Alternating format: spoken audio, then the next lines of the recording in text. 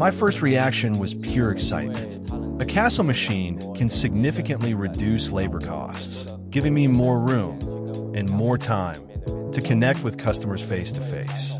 Traditionally, we relied on semi-automatic machines to make coffee. Now, I can rely on Castle for consistency and precise control over the flavor of every espresso. It also takes a lot of pressure off me during extraction. Consistency is where every great cup has to begin.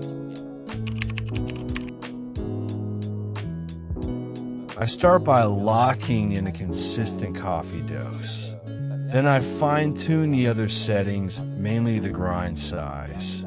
The goal is a consistent flavor profile with sweetness and clarity. Espresso is often perceived as very intense in flavor.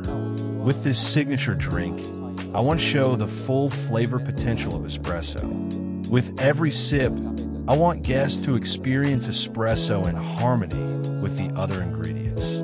What matters most to me with the Castle machine is whether it can deliver espresso with consistent sweetness. That sweetness helps me bring out every layer of flavor in the espresso.